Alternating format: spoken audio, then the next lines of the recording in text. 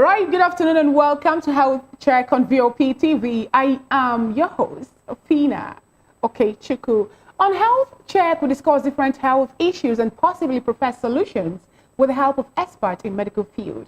And on the show today with me is a man who is a medical doctor by profession and a man I call a mental health priest. Yes, I'm talking about no other person than Dr. Israel Owolabi. He is a seasoned medical practitioner of over 18 years experience, yes, which most of it has been spent on psychiatric practice. He's a member of the Psychiatric Association of Nigeria, PAN. And Dr. Israel also is a volunteer suicidal research and prevention initiative member. He is also a part that organizes psychological autopsy on those who commit suicide, for their friends and their family, and even for the society at large. He aids social works and medical students in psychiatric posting at Lagos State University Teaching Hospital. He's been involved also in training Red Cross volunteers in providing psychological first aid. Now today actually I have someone who I believe actually is grounded in what we'll look at today. If I were you, I would sit back, enjoy every bit of the show. Yeah, but before we get into the topic, I would like to encourage you to click on the like button on our social media platforms and subscribe on our page on YouTube. We are Voice of the People TV. And on other social media platforms, you can get us at VOP TV Live. Just go to the X, that's our formerly Twitter, even on TikTok, Instagram. We are VOP TV Live. Also, on your screen, you have a number actually down your screen. You can send us a WhatsApp message, or even put a call across during the course of the program. If you have any question to ask, go ahead, ask. If you have any contribution to make, go ahead and do it. All right, and on the show today, we'll be looking on how to manage our mental health amidst the nation's economic challenge. Yeah, why we choose this topic today is because we've been hearing a lot of stories on how people actually are committing suicide. The other time it was an issue of a deputy commissioner of police who actually went back, leaving Lagos, went back to Oyo State to commit suicide. We also saw, I think that was last week, how a man who was accused of stealing cement jumped into the lagoon. And not just that, too. We've been hearing stories of how people either they kill themselves or somewhere in Imo State, a man shot his son. A 70-year-old man shot his son over food. And, these actually happen to be as a result of depression. And then from data collected from national dailies in Nigeria in 2021, it shows that 6.33% of people between 15 and 48 years, of numbers are even which have 80.6% of to be numbers of married men, 51.8% students, 33.6% of these people actually committed suicide, hanging themselves, while 48.6% also, commit suicide by taking poison. That's actually an alarming number, if you ask me. And that was the reason we decided to bring out this, for us to know that depression is real. I think 2 days ago was an issue of Justin Bieber, who actually happened to be a world-known musician. But we saw him crying, and people actually were asking, well, what to make this man cry? Before 18, he has actually, gathered or amount worth and all that, but all the same, we saw him crying. And that actually is a bad one. All right, for you to know that, like when I say that I'm loaded, I have someone to do justice to this topic. I wasn't lying. Yeah, I was not anyway. But he's going to join us virtually. And I'm talking about Dr. Israel Owolabi. Good day, doctor. Good afternoon. Yeah, good afternoon. I'm happy to be part of this program. Good to have you too. I see it as a calling when I'm beckoned upon to do something like this, and I don't take it with levity hands. So I really appreciate you for this, because I know you don't speak out. People outside there won't be able to know what they need to do and what needs to put into place. All right. Time like this. Okay. And the voice you just heard, and I know you're watching your screen now. That's Dr. Israel Owolabi. Before we move straight into what we have to look at, let me just give you a quick background of what depression is all about. In my own language, as a layman, I'm not a doctor, you understand. Depression is said to be a mood of, mood disorder that causes a persistent feeling of sadness and even loss of interest in things. Yes, and when someone actually is having this loss of interest in things, it can result to other things, you understand? And this depression can also be called a major depressive disorder or clinical depression. But anyway, I'm not the one that will actually talk more about this. So we have Dr. Israel to help us, do justice to that. But that will be after this quick break. Just stay with us. Don't go anywhere. When we come back, we'll move straight down into the discussion.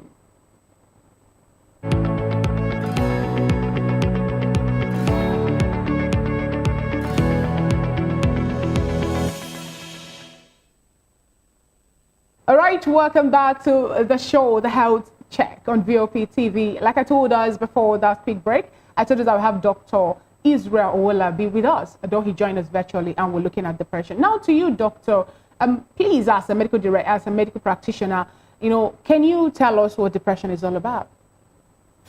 Well, depression is a mental illness. When we say something is a mental illness, that means a disorder, a disease. Disease, that's what it means. And then when we're talking about depression, anybody can fall into it. That's why they say that there's a thin line between sanity and insanity. Whoever has a head can suffer from headache. That's what it means. So depression is a form of mental illness that is so common. In fact, one of the commonest, if not the commonest. At least anxiety disorder is relatively anxiety, stress and stress-related disorder, anxiety disorders and the likes may be commoner than depression. But among the mood disorders, as we have said earlier, depression is a form of mood disorder. Among the mood disorder, the commonest is depression. And then there are some symptoms. Being an illness, so it usually comes with symptoms. Symptoms are what the person suffering from the illness usually presents with when it comes. Actually, doctor, we'll get to that. I just asked, so that we'll take it bit by bit, so that my people go feel understand. I'm not gonna be like say, with the run. All right. And now, you actually said something while we were talking. You say that it is not just a disorder. That shows that it's like this depression have some, and they say type or kinds of it. If we may actually ask, what are the types? Because not be everybody go agree, say, if like say they get one or two where they stop with them. So what are the types or kinds of disorder, this depression? Yeah, it depends on the diagnostic manual you are using. According to World Health Organization has its own diagnostic manual, we call it ICD-10, International Classification of Diseases. But the most recent one is 11. So the World Health Organization has distributed depression into three main types. There is based on how the level of severity, there is mild, moderate, and severe. Mild, moderate, and severe. But when we are talking about American Psychiatric Association using their diagnostic and statistical manual (DSM), the recent one DSM-5, the diagnosis they could be distributed into major and minor depression. So whereas the severe one falls into the category of major depression. So when we are talking about major depression, what is there is that the core symptoms of depression are there. There are core symptoms of depression that we can talk about. You mentioned some of them. This includes the symptoms include persistent sadness, loss of interest in what the person used to enjoy. We call it idonia in the medical parlance. And also there is incessant fatigue or weakness, especially when people wake up in the morning, you feel like maybe the day shouldn't have done. So those are the three core symptoms. So apart from these core symptoms, there are some other symptoms.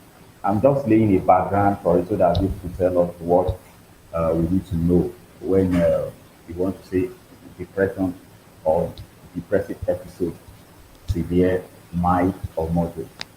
So there are some other symptoms that are added to it. This may include vegetative symptoms or biological symptoms like loss of appetite, loss of libido, weight loss, and then some other symptoms also like hopelessness, helplessness. And I also want us to know one thing that depression is not severe enough to the extent of getting to the level of suicide when hopelessness are setting. When someone has crossed that level of hopelessness, that means something serious is imminent. So Okay. yes, Talking about someone crossing over now to the level of hopelessness, does mental health issues or challenges, does it have any age, that it tends to manifest? Does it have any age, limit or bracket to it? Can it happen to anyone? Because we also need to look at it from the aspect where some children actually will start, displaying some traits as young as they are, and some people will be like, okay, maybe in a small picking they worry, those kinds. Does it have any age actually to look at this time? yes, that's one of the myths that we need to bust when it comes to depression. There is no age predilection to depression. Oh, okay. You can see depression in children, you can see depression in adolescents, you can also see young adults and elderly.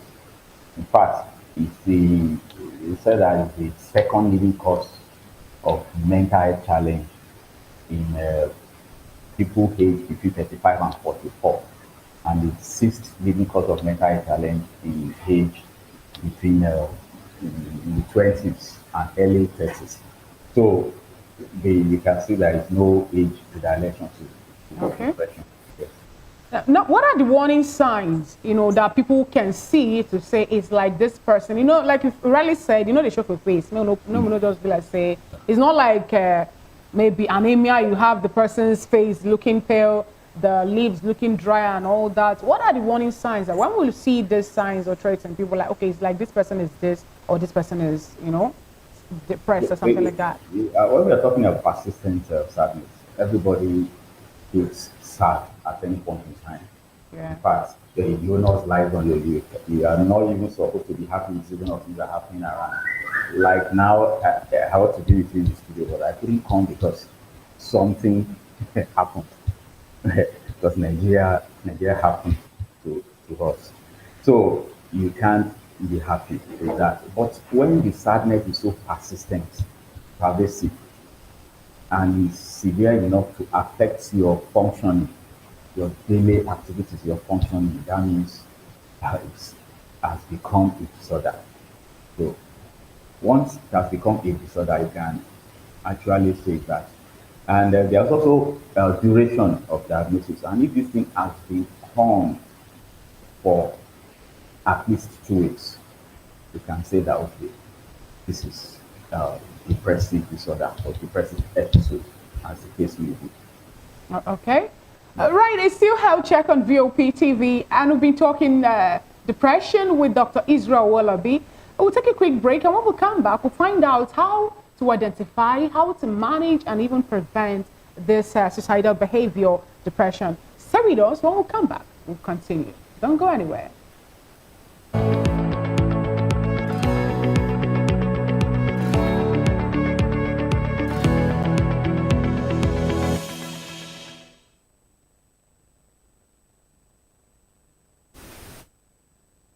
All right, welcome back. It's still Health Check on VOP TV, and today's focus is on depression, which can actually cause a suicide. And we've been discussing with Dr. Israel Wallaby, who is a medical doctor, whom I told us is a member of the Psychiatric Association of Nigeria. And I also told us that he is also a volunteer, a suicidal research and prevention initiative member. And he has lots and lots and lots of other profile attached to him. Okay, now, doctor, before we observe that quick break, we're looking at how to find out when someone, or the warning threats, to display to know that someone actually is depressed and all that. But now, bringing it back to Nigeria, the way the economy is, like you rightly said, a lot of people actually are not smiling. So many people actually are. So, like I rightly said earlier, some people have decided to resort to suicide, taking their lives, drinking poisonous substance, even some jumping into lagoon and all that. Now, how can we actually manage this depression to make sure that we don't lose people again to the cold hands of death? Before we go to that, I want to also correct a myth that yeah, once if someone has suicidal addiction or uh, someone has attempted suicide, it's usually depression. No, it's just that depression is one of the major causes, but there are some. In fact, there is an acronym by one psychologist whereby it tags the acronym SAD persons, SADPERSON. So uh, S represents sex. It's discovered that suicide is commoner among women more than men because it is known that men are able to bottle up a lot of their emotions. Then age predilection is discovered that suicide is commoner among the elderly more than the young adults. Though with the trend of it happening in recent times, I think the gap is getting is getting bridged. And then depression is the number three. D represent that being sad. Depression is the big masculine, but it's not the main thing when it comes to that. And then alcohol use also, the rational thinking loss. If someone is psychotic, someone has psychosis, so that's rational thinking loss. Excessive ethanol use, especially some people have certain personalities whereby they tag them as being impulsive, especially when they just decide to do things at any point in time and they go ahead with doing it. And some of them, one of the ways they go about coping with whatever they are going through, this is a kind of maladaptive coping mechanism is deliberate self-harm. Some of them, they believe whatever is happening to them, they are the cause of the problem, and they need to inflict the injury on themselves to really deal with whatever they are going through.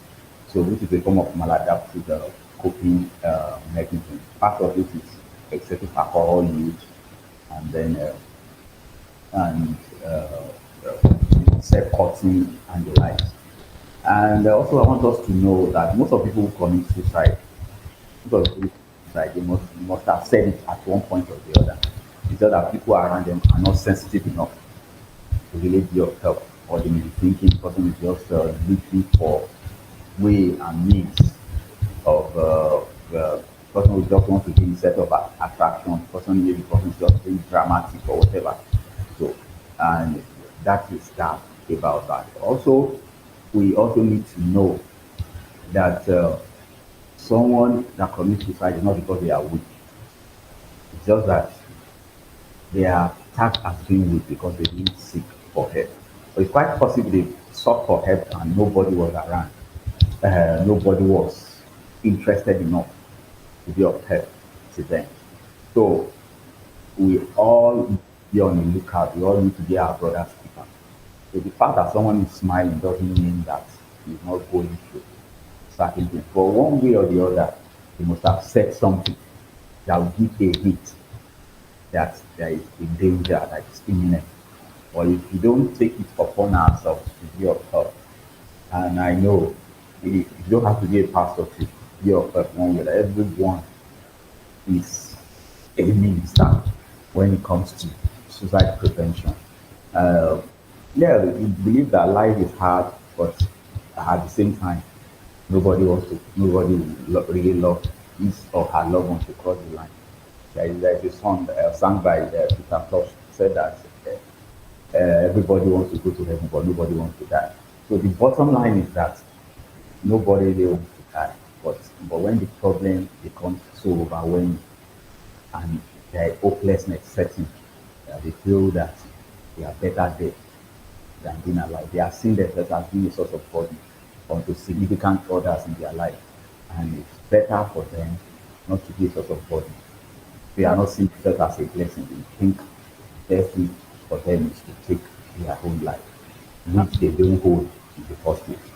Okay, you were talking about help, seeking help and all that. But in this part of the world, even creating of awareness for people who are having mental health challenges is not even, it's not even, let's say, prioritized at this particular time on this particular part of the world.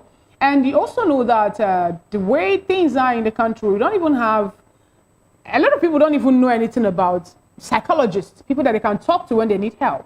So what are you saying in this particular aspect that we need to do for us, for Nigerians, to first create more awareness and even have, enough psychiatric home or outlets where people can actually seek this help? Begins with everyone, even including you, Joy. It begins with you. For example, most of the time we cast all the blame on the government, but we have our own role to play. Yeah, the government has a very significant role to play. For example, before in the Ministry of Health in Abuja, there is no office separated for mental health. Mental health was just given a desk, mental health desk. But later, when people, uh, when some legislators, medical doctors, when they raised alarm, so they gave mental health recognition. But notwithstanding, even after giving the recognition, there was still mental health units being relegated to the background. People don't seem to have something so serious. Whereas health was described, was uh, was defined as a state of complete physical, social, and mental well-being, not just in the absence of disease. That means there is no health without mental health. So, if someone is physically healthy and it's not healthy, and that's a problem. So, everyone has this role to play. That's why I'm appreciating you for taking this initiative, something like this, enlightening people outside there. Because a lot of people are suffering. Despite the fact they are smiling, but they are suffering.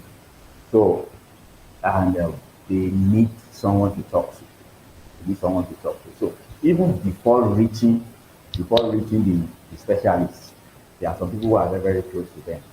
I remember Professor Oyeburebe in Ibadan did some work with the World Health Organization, which called it mental health gap, MH gap, that gap action plan, whereby he formulated some things that even before these people reach the specialists, so people can be of help to them. Maybe the primary health center, they can see the CHILD, community health extension workers, and they have the kind of diagram demand drew for them. That if someone should present so things, present with this, present with that, these are the likely diagnosis. These are the things, immediate things you can do for the person, and if you think you can't offer that help, you may refer to the secondary center. Secondary center is like the general hospitals that we have around us. And if the general hospitals setups think they can't give help, they should refer to the tertiary center. This was done so that there won't be too much pressure on the tertiary center, so that the severe ones, the hardest of the hard cases, will get to the tertiary center. So, one way or the other, even among the religious leaders, a lot of them have access to these people because they are people of the grass, they are people of the grassroots. And as a pastor, a lot of church members will come to me and say and present some things. And instantly I know that this person has some subtle form of depression. But you know that the way things are, if you tell someone you're having a mental health challenge, some people who are not really that, will I say, exposed or would not really understand what that means, were misquoted. They might tell me that it's like this person don't decrease, let's say don't they get small scores and all that. And that actually leads to people shying away from talking because they wouldn't want to be stigmatized. Now, what do you have to say about stigmatization as regards this health, mental health and depression? Because some people, and men now, okay, I'm happy you actually said it, that it's more like the table is turning now. Men are the ones committing suicide more than women. The way the data actually stated it while I was reading it down in the beginning. And you found out that it's more like they don't want to talk because it's like they don't want to be vulnerable and that actually it's also causing a big issue as regards curbing this issue of depression. What do you have to say about that, Dr. Israel? Yeah, one of the major challenges we are facing in the mental health sector is stigmatization. So that's why a very great man like Evan Goffman, he was tagged as the father of stigmatization. He did so many work, so many research books on stigmatization. And then it's one of the reasons why so many people don't want to come to seek help because they don't want to be tagged as being crazy, as being mad. So at the same time, it also has to do with the way you see it, the way I see it. There are different types of stigma. Even some people know as stigma may not really be stigma. Stigma like it's like a stain, it's like a stamp that the people who engaged in slave trade in the past they put a kind of stamp on their slaves so that they'll be able to know like they see them as their commodity, they'll be able to know that this one belongs to me, this one is yours, and the like. So, and this was like a kind of distress, caused a lot of distress to these people because they saw themselves as human beings. Likewise, those who are suffering from one mental health challenge or the other, we need to let them know that people outside them know that mental health challenges are so common. In fact, 25% of the population. That means if you are, for example, in your studio, there are four people there, at least it's possible that at least one of them will have one mental health or the other, one mental health issue or the other. So it's so common, and anybody can cross the line at any time. So let them know this. Not only that, the immediate family members are also stigmatized. That's why some of them don't really want to come out. No. All right. Apart from that, that's what causes stigma. Also, even doctors that are treating them are stigmatized. Some of us, when we are in the midst of our colleagues, say, what is your problem? Why are you behaving like your patient? So everybody is this thing is not really interesting. Everybody suffering from it. So Okay. if you look beyond that. All right. We are actually pressed of time. I would have loved us to, dwell more and talk and touch all aspects of this. But now, just before you give us your concluding thoughts, those people who actually have had or suffered depression or other suicidal behavioral threats before now, can they actually be cured permanently from it? Is there any, way that it's going to reoccur in the future? Does it have a permanent cure? Uh, depression it can be cured, but that word permanence is something that we have to be very careful about because it's a form of mental health challenge that has the possibility of very high relapse. Yeah, because one of the myths that I need to dispel is that people see it as being spiritual.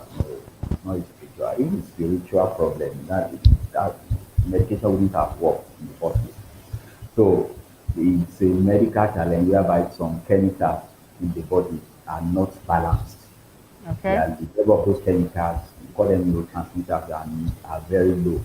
And we need to give a kind of supplement, something that will augment the one that is very low in the system. Chemicals like serotonin, dopamine, they are very low. So we need to give a kind of supplement for it. So the the bottom line, the bottom line is that uh, it's possible it can be cured, especially if it is the mild type, but the rate of reoccurrence is very high. So that is why we are not usually eager to give our patients drug holiday because Okay. we kind of try to tell them that just need to reduce the medication, maybe give the ARS minimum dose. But if it's the mild type or relatively the moderate type, yeah, we can try to continue. Some of our patients who are treated and they are doing well up to today. Even they saw it Okay. as their own ministry and they are telling people outside them. All right. Now, what will be your word of advice to someone who is depressed and is considering suicide at this point? Who is depressed outside there? Whatever you are going through, someone has gone through it before and it has made positive end result out of it. Even if nature has given you lemon, you can make lemonade out of it. Don't give up on yourself. Uh, just seek for help. Be strong enough to seek for help because it takes strength to seek for help. So that's the bottom line. So if you keep it to yourself, there is possibility you may get to the level of being hopeless. Even there's biblical examples. The biblical, there are strong people in Bible era who went to depression. Someone like Elijah, that he told himself that he will go beside me because I am worse than my ancestors. That was the level of depression someone can get into. So he said he was even calling for God to kill him. So, and also before killing you, I also want us to know that the fact that someone is attempting suicide, sometimes they may not want to, because some of them are religious. They know that this life does not belong to them. But some will go to the extent that if they want to cross major roads, they will not look right, they will not look like they will wish that they are knocked down by vehicles. That's the part of suicide we are talking about. So, if you try as much as possible to be of help one way or the other. Thank you very much. All right, thank you so much, Dr. Israel Wallaby, for being part of today's show. I really appreciate. Okay, that is it on the program today, and we've been listening. I know you've learned a lot of things today. If you've not really learned, I have learned a lot, and I learned that from a man who sees himself as a doctor by profession and a mental health priest by calling. And I'm talking about Dr. Israel Wallaby. He's a seasoned medical practitioner of over 18 years experience, with most of it being spent on psychiatric practice. He is also a member of the Psychiatric Association of Nigeria, PAN. Dr. Israel also is a volunteer suicidal research and prevention initiative member. He also organized psychological autopsy on those who committed suicide for their parents or loved ones. He aids social works and medical students in psychiatric posting at Lagos State University Teaching Hospital. He involved in training Red Cross volunteers and providing psychological first aid to people who need it. All right, and that is it on the show today. We'll come your way again Tuesday between 2:30 and 3 p.m. You can ask us your questions, send your feedbacks, even if you come across this particular topic. Let's know what your questions or your contributions are all about. All right, don't forget to join us next week for another interesting edition. Have a wonderful day. I am your host, Fina Okechukwu.